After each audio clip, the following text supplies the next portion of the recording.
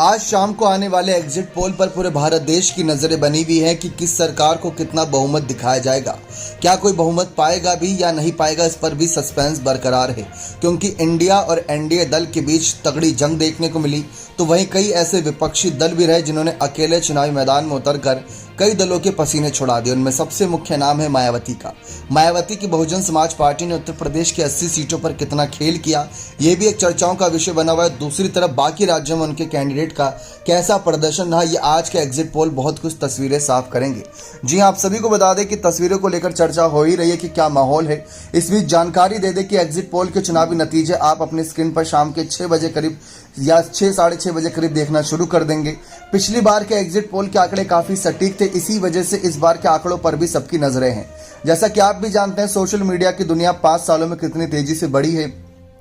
बहुत करोड़ों में संख्या लोग एक्टिव हो गए हैं सोशल मीडिया पर। साथ ही साथ टेक्नोलॉजी ऐसी आ गई है कि ऐसे आंकड़े निकाल पाना बहुत आसान एक तरीके से नजर आता है, क्योंकि लोगों से राय पूछने के लिए लगातार हर एक क्षेत्र में पत्रकार मौजूद रहते हैं। वहां पर कई ऐसे व्यक्ति मौजूद रहते हैं जो अंदर की खबरें देते हैं कि इस बूथ पर ये जीत रहा है, तो हर तरफ से खबरें मिल जाती हैं लगभग।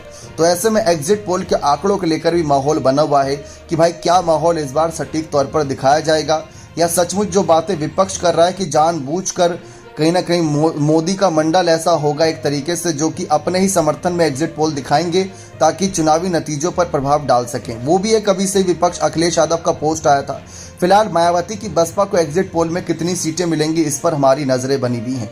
क्या बसपा मुख्य मुकाबले में है या नहीं, आज शाम को लगभग ये तस्वीर साफ हो जाएगी। ये हम बार बार इस वजह से कह रहे हैं क्योंकि पिछली बार के एग्जिट पोल के नतीजे काफी हद तक सही बताए गए थे।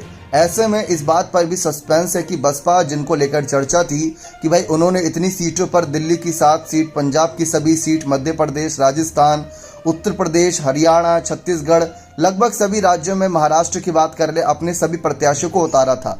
तो उनका उतरना कितना फायदेमंद रहा, क्या किसी सीट पर ऐसा बड़ा खेल उन्होंने किया है?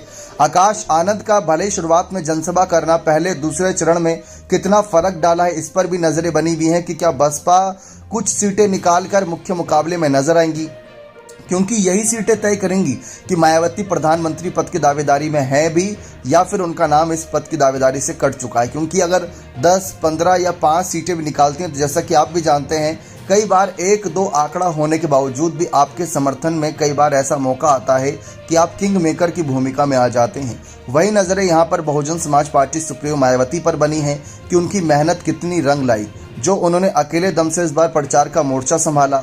सतीश चंद्र मिश्रा का एक्टिव ना होना, आकाश आनंद का एक्टिव होना, फिर उनको पद से हटा देना।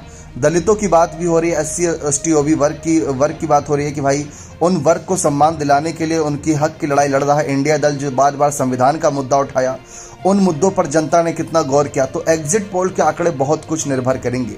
क्या लगता है कि शाम के एग्जिट पोल के आंकड़े क्या बसपा के समर्थन में कितनी सीटें दिखाएंगे? अपने राय कमेंट सेक्शन में अवश्य रखें।